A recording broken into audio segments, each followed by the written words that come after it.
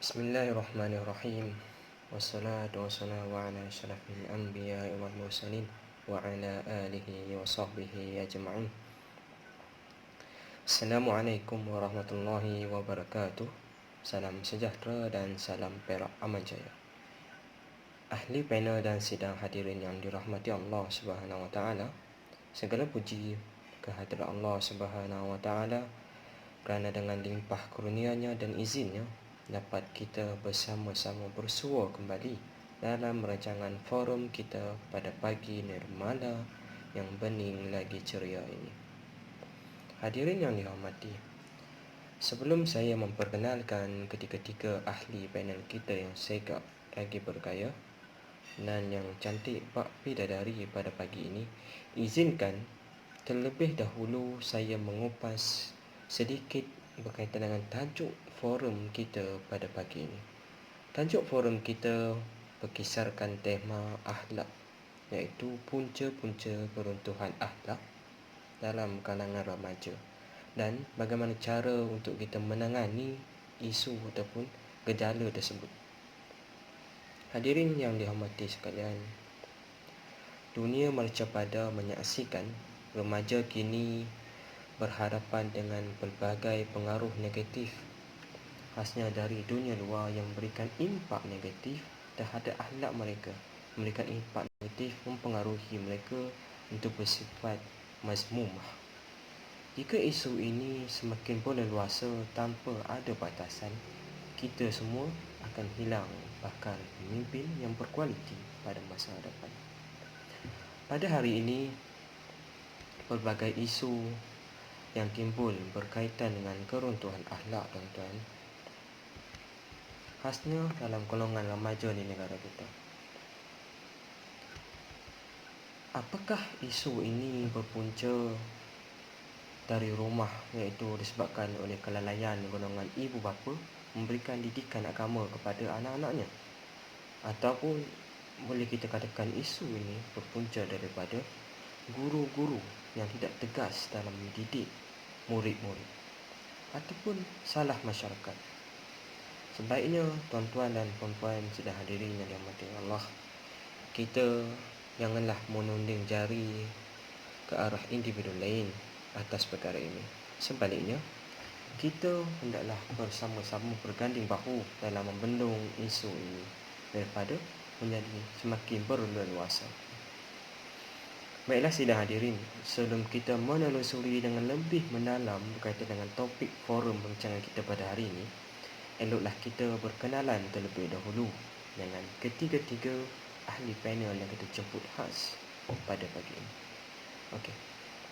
Di sebelah kanan saya, saudari Nurul Akila binti Muhammad Asri merupakan ahli panel pertama.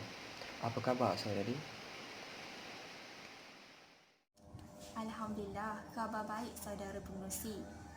Saya Nurul Akidah Afiqah binti Muhammad Asri, merupakan pensyarah daripada Institut Pendidikan Guru Kampus Ipoh atau lebih dikenali sebagai IPG. Okey, pada hari ini saya berasa sangat teruja. Kerana apa? Kerana diberikan peluang keemasan yang jarang saya dapat untuk bersama-sama berkongsi pendapat, idea dan juga cadangan mengenai masalah yang ketika ini berlaku dalam kalangan remaja. Saya juga berasa sangat gembira kerana diberi peluang untuk menyampaikan forum di khalayak ramai pada hari ini. Melalui forum ini, kita dapat berkongsi cadangan, berkongsi masalah dan cara-cara untuk mengatasi masalah ini daripada berleluasa pada masa hadapan. Terima kasih saudari Nurul Akila. Baiklah, berada di sebelah kiri saya pula ahli panel kita yang kedua, iaitu saudara Muhammad Fakhrullah bin Liba. Apa khabar saudara? Alhamdulillah, kabar baik saudara pengerusi majlis. Saya ingin mengucapkan ribuan terima kasih kepada pihak majlis kerana sudi menjemput saya sebagai ahli panel untuk forum kita pada kali ini. Terima kasih saudara ahli panel kedua. Berada di sebelah ahli panel pertama tak lain tak bukan, tentulah ahli panel yang ketiga, iaitu saudari Nur Akidah binti Muhammad Yusri. Apa khabar saudari? Terima kasih saudara pengerusi. Alhamdulillah, saya berada dalam keadaan sungguh baik pada hari ini kerana semangat yang ada dalam diri saya untuk bersama-sama dengan hadirin sekalian dan juga dengan pengerusi, para panel yang lain untuk mengupas dengan lebih mendalam mengenai masalah yang ketika ini berlaku pada era globalisasi. Masalah ini sangat penting untuk dikupas pada hari ini kerana ia melibatkan golongan remaja yang merupakan pelapis pada masa hadapan yang menjadi tonggak untuk sesebuah negara, terutamanya negara kita Malaysia. Selamat datang saya ucapkan kepada ketiga-tiga ahli panel kita pada pagi ini. Usai salam perkenalan daripada semua ahli panel, kembali kita pada topik perbincangan forum kita pada hari ini, iaitu punca keruntuhan akhlak dalam kalangan remaja dan cara mengatasi isu-isu tersebut. Sidang hadirin yang dihormati, pernahkah kita terfikir apakah yang dimaksudkan dengan akhlak menurut perspektif Islam? Bagi menjawab persoalan ini, izinkan saya mengajukan soalan pertama pada pagi ini kepada ahli panel pertama kita, saudari Nurul Akidah. Mohon saudari memberikan sedikit penjelasan berkaitan dengan persoalan ini. Silakan. Assalamualaikum dan salam sejahtera. Terima kasih sangat-sangat kepada saudara pengerusi, sidang hadirin yang dihormati dan dikasihi sekalian. Okey, secara umumnya keruntuhan akhlak ni merangkumi pelbagai perlakuan negatif anggota masyarakat yang tidak membawa sokongan dan keuntungan kepada sistem dan struktur ekonomi yang diamalkan dalam sesuatu masyarakat ataupun sesebuah negara tersebut. Okey, kita perlu fahami dengan lebih mendalam kerana akhlak amat penting dalam mengimbangi keluhuran budi bahasa dan ketinggian akal fikiran. Okey, hal ini kerana akhlak merupakan suatu himpunan ma'ani dan sifat-sifat yang bertapak kukuh dalam diri seseorang dan menjadi neraca bagi manusia dalam menentukan sama ada perkara tersebut merupakan perkara yang baik ataupun perkara yang buruk untuk diamalkan. Okay. Islam sangat menyeru apatah lagi manusia yang beragama Islam untuk berakhlak baik, dan ini dapat dilihat melalui firman Allah dalam surah Al-Isra ayat 53. Bismillahirrahmanirrahim. Wa qul li ibadi yaqulu allati hiya ahsanu inna syaitana yanzaghu bainahum inna syaitana kana lil insani aduwwan mubina. Okey, itu merupakan ayat daripada surah Al-Isra ayat 53. Okey, maksud daripada ayat tersebut merupakan, dan katakanlah wahai Muhammad kepada hamba-hambaku yang beriman supaya mereka berkata dengan kata-kata yang amat baik kepada orang-orang yang menentang kebenaran, itu orang-orang jahil. Okey, sesungguhnya syaitan itu sentiasa menghasut di antara mereka yang mukmin dan yang menentang. Sesungguhnya syaitan itu adalah musuh yang nyata bagi manusia. Okey, melalui ayat surah Al-Isra ayat 53 ini kita boleh dapati terbukti bahawa Allah menyeru manusia supaya berbuat baik serta menghindarkan diri daripada melakukan perbuatan-perbuatan keji, buruk, hina di mata Allah. Mengapa perkara ini ditegaskan? Hal ini kerana Allah ingin mengelakkan manusia daripada terjerumus dalam lembah maksiat seperti berzina. Kenapa Allah menegaskannya? Kerana sekiranya berlaku masalah-masalah keruntuhan akhlak seperti berzina, meminum arak yang mendatangkan keburukan kepada diri manusia itu sendiri. Kita dapat lihat sekiranya seseorang itu berzina, dia akan mendapat penyakit seperti HIV, AIDS. Manakala apabila seseorang itu meminum arak, dia akan menyebabkan jantung, otak mereka tidak dapat berfungsi dengan baik dan mungkin akan membawa mereka menjadi tidak waras. Itu bagi cadangan saya. Terima kasih saya ucapkan kepada ahli panel pertama kita atas penjelasan yang cukup bermakna sebentar tadi. Hadirin sekalian, kedasawarsa ini kita sering kali mendengar isu keruntuhan akhlak khasnya dalam kalangan remaja di negara kita. Oleh itu, saya ingin mengajukan soalan yang kedua pada pagi ini kepada ahli panel kita yang kedua, iaitu saudara Muhammad Fakrullah bin Libah. Pada pendapat saudara, apakah sebenarnya punca-punca isu ini berlaku dalam kalangan remaja? Silakan saudara. Baiklah saudara pengerusi majlis, Assalamualaikum warahmatullahi wabarakatuh. Salam sejahtera. Sidang hadirin yang dihormati, perlu kita ketahui bahawa sesuatu masalah yang timbul mestilah ada punca-puncanya. Bagi isu atau gejala keruntuhan akhlak dalam kalangan remaja di negara-negara kita ini, saya dapat menyatakan bahawa puncanya adalah daripada pengaruh rakan sebaya. Umum mengetahui bahawa semasa zaman remaja, rakan sebaya mempunyai pengaruh yang kuat terhadap rakannya yang lain. Justru itu tidak heranlah mengapa saya menyatakan bahawa rakan sebaya mempunyai pengaruh yang besar dalam kehidupan seseorang remaja.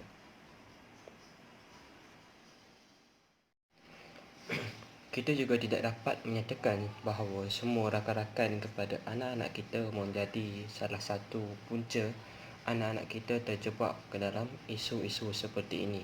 Misalnya merokok, lumba haram, berjudi dan sebagainya. Hal ini kerana rakan kepada anak-anak kita juga dapat mempengaruhi mereka ke arah yang positif. Oleh itu, bagaimana anak-anak kita boleh terpengaruh dengan gejala keruntuhan akhlak?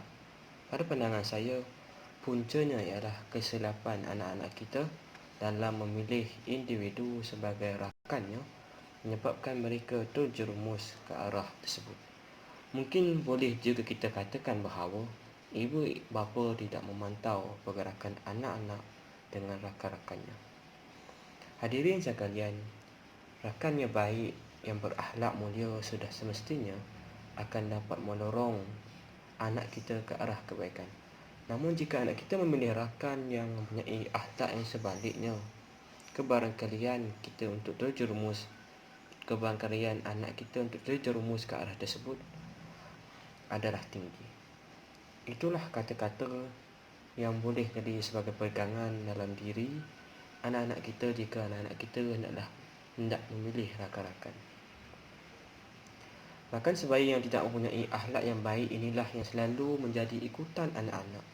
Hal ini kerana darah muda remaja yang pantang dicabar akan melakukan perkara yang tidak sihat untuk membuktikan kehebatan mereka. Sidang hadirin, pendapat saya yang kedua ialah gejala ini berpunca daripada pengaruh media massa. Pada zaman yang serba moden ini, media massa merupakan satu keperluan dalam kehidupan seharian. Media massa banyak memberikan kebaikan, tapi juga boleh mempengaruhi seseorang, terutamanya golongan remaja, ke arah negatif secara diam-diam. Bak kata pepatah, seperti api dalam sekam. Cerita-cerita yang mengusulkan keganasan malah seks banyak ditayangkan oleh media massa. Cerita-cerita sebegini dapat mempengaruhi dan merangsang hawa nafsu remaja untuk meniru aksi-aksi negatif, dan hasilnya keruntuhan akhlak remaja semakin menjadi-jadi. Penyalahgunaan media masa ini mendorong mereka terjebak ke arah negatif, misalnya melihat gambar lucah, pornografi dan sebagainya. Perkara-perkara seperti ini perlu dibimbangi dan dipantau oleh ibu bapa. Hasil daripada tontonan video-video pornografi berkaitan dengan dadah, samseng, budi dan sebagainya akan dorong mereka untuk melakukan aksi-aksi tersebut di dalam kehidupan seharian mereka. Oleh itu, tidak heranlah jika pada masa ini kita seringkali mendengar berita, membaca akhbar-akhbar dan sebagainya berkaitan dengan gejala seperti anak luar nikah, hisap dadah, bullying, samseng dan sebagainya yang melibatkan golongan remaja di negara kita. Oleh itu, saya ingin merumuskan bahawa golongan remaja kita pada hari ini banyak terdedah dengan pengaruh-pengaruh negatif, sama ada dari rakan sebaya mereka ataupun media masa. Jika masalah ini tidak terbendung atau tidak terkawal, maka tidak heranlah semakin hari semakin banyak berita mengenai keruntuhan akhlak dalam kalangan remaja akan kita dengari. Sekian, itu sahaja pendapat daripada saya. Saya serahkan semula kepada saudara pengerusi majlis. Sekian, terima kasih. Terima kasih saya ucapkan kepada saudara Fakrul, iaitu ahli panel kita yang kedua, atas kupasan yang cukup bermakna, walaupun ringkas tetapi cukup bermakna untuk menjawab soalan yang telah dikemukakan oleh saya. Seterusnya, saya ingin mendengar pula pendapat daripada ahli panel ketiga kita. Pada pendapat saudari, selain daripada isi ataupun punca-punca yang telah diutarakan dan telah dinyatakan oleh ahli panel kedua kita sebentar tadi, apakah punca lain selain daripada punca tersebut yang menyebabkan gejala ini terus berleluasa? Silakan saudari. Terima kasih saudara pengerusi. Institusi keluarga ni merupakan satu tunggang penting dalam punca berlakunya masalah keruntuhan akhlak ni. Hari ini kerana institusi keluarga yang porak-poranda merupakan salah satu punca berlakunya masalah keruntuhan akhlak dalam kalangan remaja pada ketika ini. Hal ini kerana ibu bapa merupakan berperanan penting dalam mencorakkan pembentukan jati diri seseorang manusia, sama ada baik ataupun buruk. Sebagaimana yang disebutkan di dalam hadis Rasulullah sallallahu alaihi wasallam berdasarkan riwayat Bukhari. Saya akan bacakan hadis daripada riwayat Bukhari. Setiap anak dilahirkan dalam keadaan fitrah, maka kedua-dua ibu bapanya yang akan menjadikan anak itu sama ada seorang Yahudi, Nasrani ataupun Majusi. Hal ini melalui hadis ini ia menunjukkan dengan jelas bahawa ibu bapa merupakan memainkan peranan penting dalam mencorakkan dan menanam nilai-nilai agama yang baik. Kegagalan institusi keluarga bermula dengan sikap ibu bapa itu sendiri yang gagal menjalinkan hubungan baik dengan anak mereka, sehingga sehingga menjelmakan satu perasaan, iaitu perasaan kecewa dalam diri anak-anak ni kerana dia tidak mendapat kasih sayang yang secukupnya. Menurut kajian yang saya perolehi daripada surat khabar, hubungan dingin yang ditunjukkan oleh ibu bapa telah memberikan tekanan yang tinggi, itu tekanan emosi yang mendalam kepada anak remaja yang boleh membawa mereka, itu anak-anak remaja kepada masalah yang negatif. Kegagalan institusi keluarga akan menyebabkan remaja kurang mendapat kasih sayang daripada ibu bapa. Kegagalan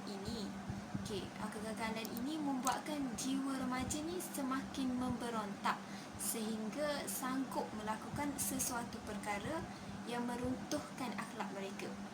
Okey, seperti yang kita dapat lihat pada ketika ini ialah melarikan diri daripada rumah dan melakukan kegiatan-kegiatan seperti berzina, seks luar nikah. Okey.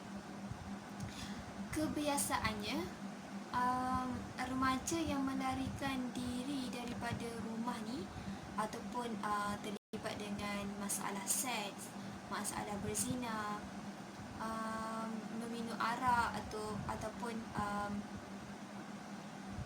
banyak lagi masalah-masalah keruntuhan akhlak adalah disebabkan oleh mereka cuba menagih kasih sayang daripada pihak luar, iaitu contohnya seperti kekasih, kawan-kawan, sehingga mereka ni terjerumus ke dalam aktiviti tidak berakhlak ini. Mereka juga ingin menunjukkan perasaan memberontak mereka ni kepada kedua ibu bapa yang tidak memberikan perhatian yang secukupnya kepada mereka di rumah. Okay. Hal ini terbukti bahawa peranan ibu bapa ni boleh menjadi punca utama berlakunya masalah keruntuhan akhlak dalam kalangan remaja ketika ini. Okay.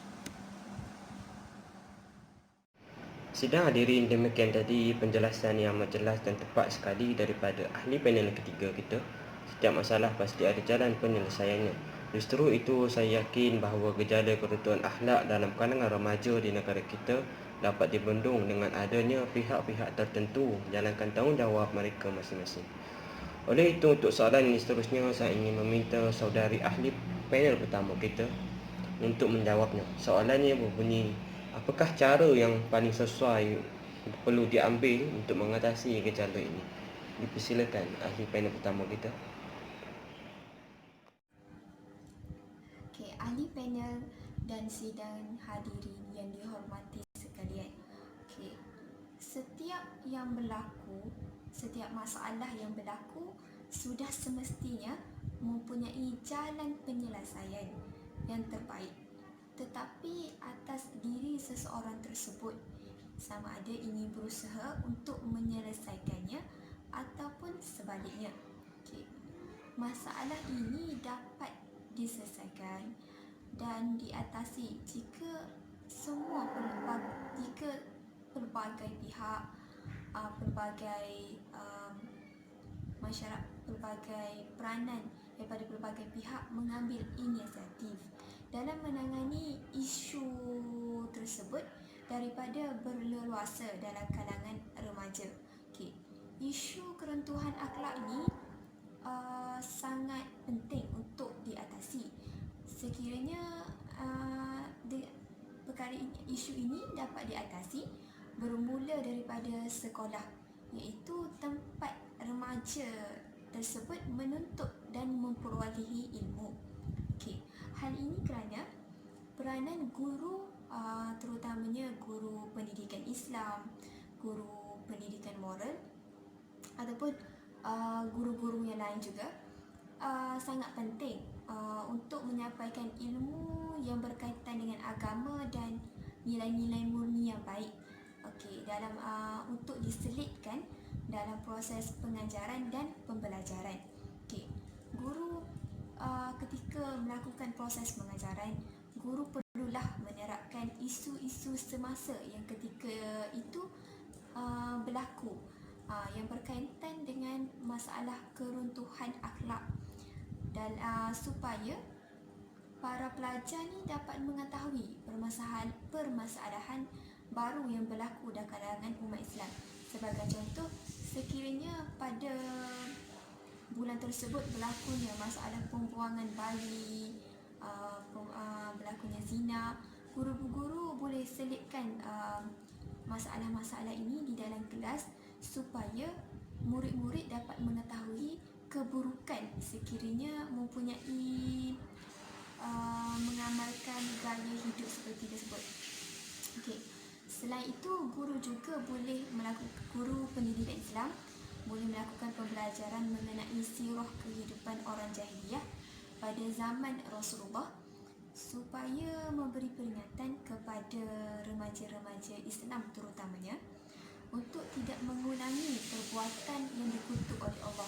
Sebagai contoh, sekiranya mereka mengamalkan budaya seperti lesbian, gay, kita bagi contoh sirah-sirah Nabi pada zaman dahulu itu, Allah melaknat mereka daripada muka bumi ini kerana melakukan perbuatan terkeji. Hal ini akan membuatkan remaja merasa gerun dan takut untuk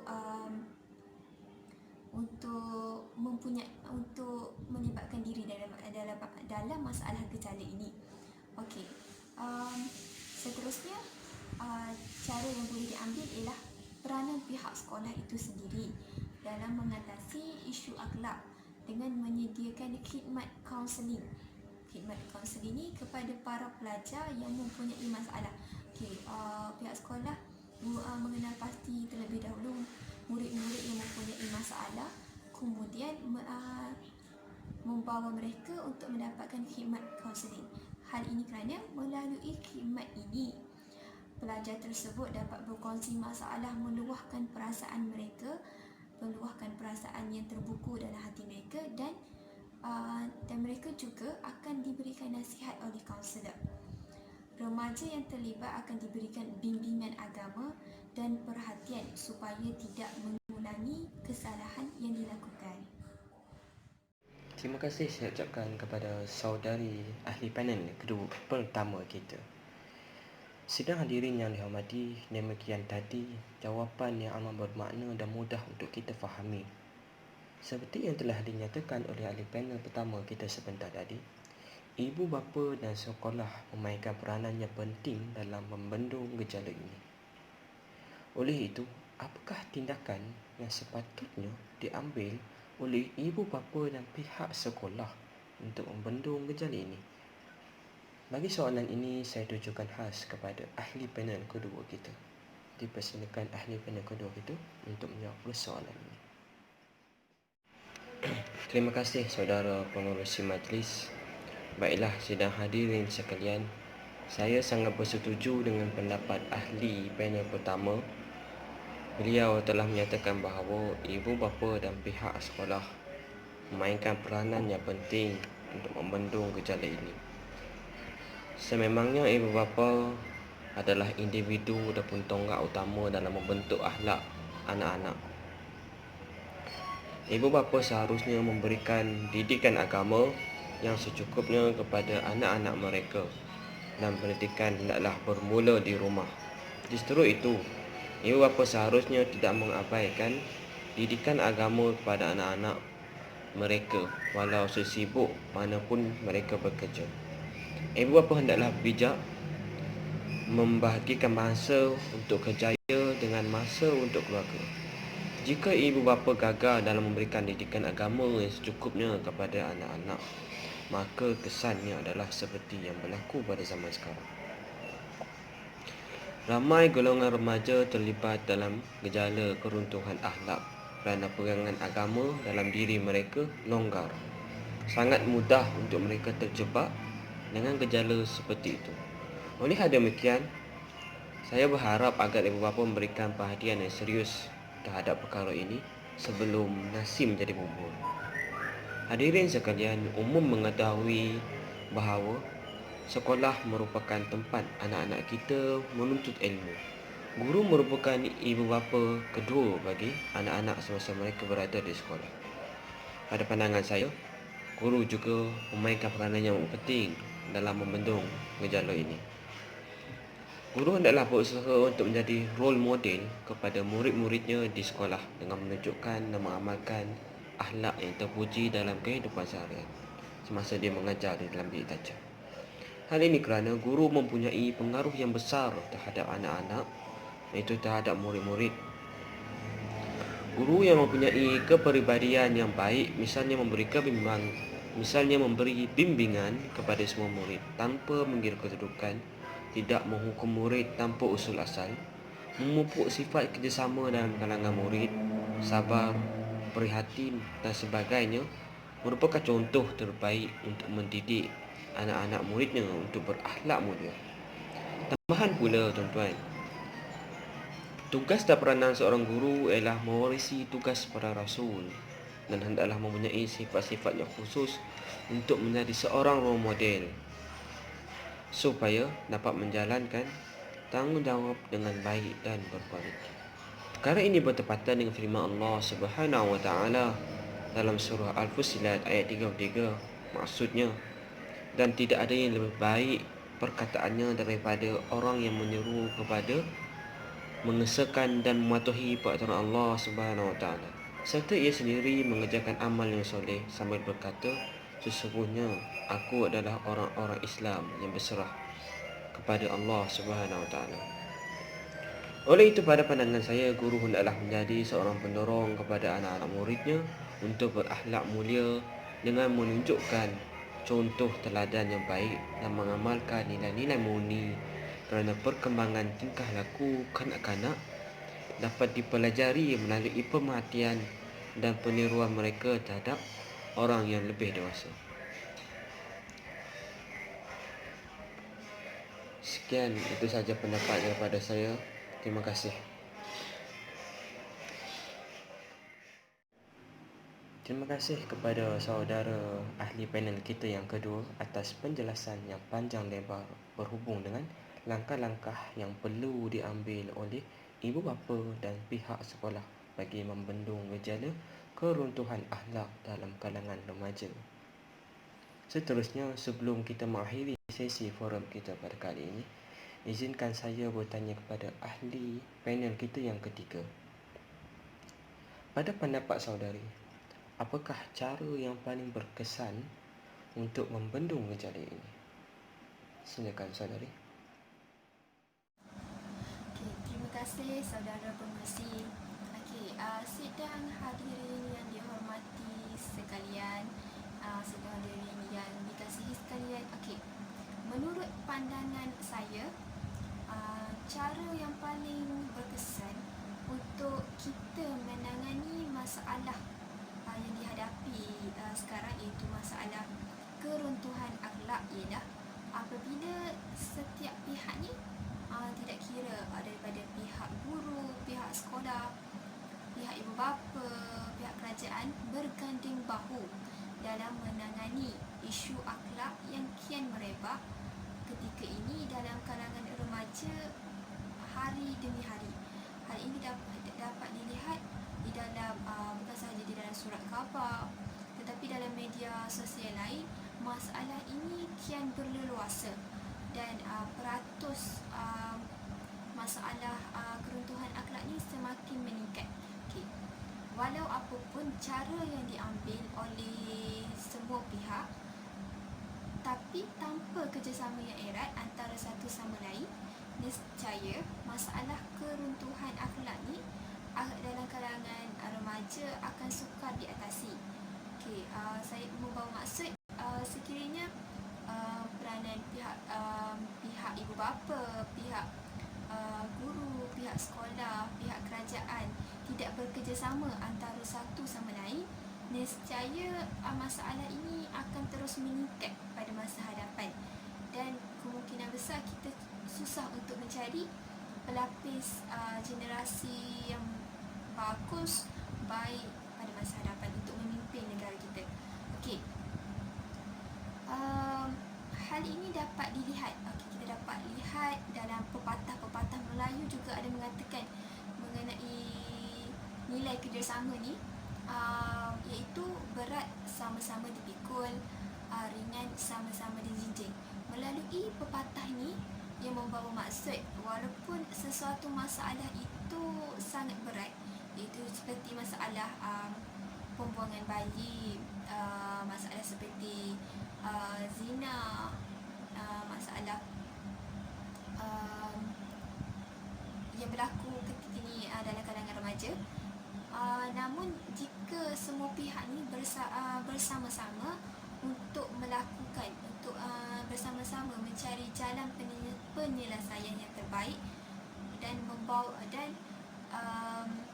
sama-sama bekerjasama sama-sama untuk menyelesaikan masalah ini, maka masalah keruntuhan akhlak dalam kalangan remaja ni dapat diselesaikan dengan mudah.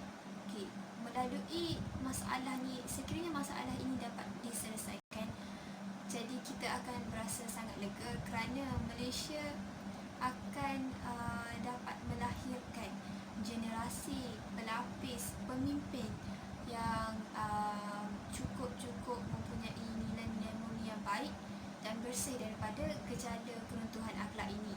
Jadi Malaysia akan sentiasa berkembang pada masa hadapan, bukan sahaja dari segi ekonomi tapi mampu dari segi pelbagai setiap aspek, kerana negara-negara luar akan bekerjasama dengan negara kita sekiranya mereka melihat akhlak ataupun sikap yang ada pada pemimpin tersebut. Sekiranya mereka mempunyai nilai-nilai baik, maka ramailah negara-negara pemimpin daripada negara luar ingin bekerjasama dengan negara kita. Sekian. Nafia. Terima kasih saudari Nur Akidah atas penjelasan sebentar itu tadi. Demikian tadi perbincangan forum kita pada pagi ini bersama-sama dengan semua ahli panel berkaitan dengan keruntuhan akhlak dalam kalangan remaja dan cara untuk mengatasi gejala tersebut. Hadirin sekalian, konklusinya, gejala ini mempunyai impak yang negatif jika tidak dibendung. Oleh itu, semua pihak hendaklah berganding bahu dalam menyelesaikan gejala ini. Hal ini kerana golongan remaja merupakan aset penting kepada negara kita. Ini kerana mereka merupakan kumpulan yang bakal mencorakkan masa depan negara kita. Kenyataan ini tidak boleh kita nafikan. Mereka adalah aset kekayaan semula jadi yang bakal memegang tampuk pimpinan negara kita pada masa akan datang. Namun demikian, gejala-gejala seperti ini yang melibatkan kumpulan ini akan menjadi salah satu ancaman kepada sumber tenaga manusia yang akan merugikan negara kita dalam jangka masa yang panjang. Justru itu, gejala keruntuhan akhlak yang dihadapi oleh kumpulan ini hendaklah kita bendung dan diatasi supaya tidak terus mewujudkan ancaman besar terhadap aset negara yang tidak ternilai ini. Hadirin sekalian, terima kasih saya ucapkan kepada semua ahli panel yang sudi hadir untuk membicarakan topik perbincangan kita pada kali ini. Saya berharap agar forum ini akan menjadi wadah untuk melahirkan remaja yang mempunyai akhlak yang mulia sebagai pemimpin negara pada masa akan datang. Saya juga berharap agar forum ini mampu memberikan informasi bermanfaat kepada semua hadirin yang hadir. Sidang hadirin yang dihormati sekalian, kalau berjalan dah sampai ke batas, kalau berkayuh dah sampai ke pulau, kalau mendaki dah sampai ke puncak, kita telah sampai ke penghujung bicara. Saya mewakili semua ahli panel ingin mengucapkan setinggi-tinggi terima kasih kepada semua hadirin yang sudi hadir menyaksikan forum kita pada kali ini. Lantaran keterbatasan waktu, saya mohon mengakhiri bicara ini dan mengundur diri dan memohon maaf andai terkasar bahasa. Sekian, wabillahi taufiq wa hidayah. Wassalamualaikum warahmatullahi wabarakatuh.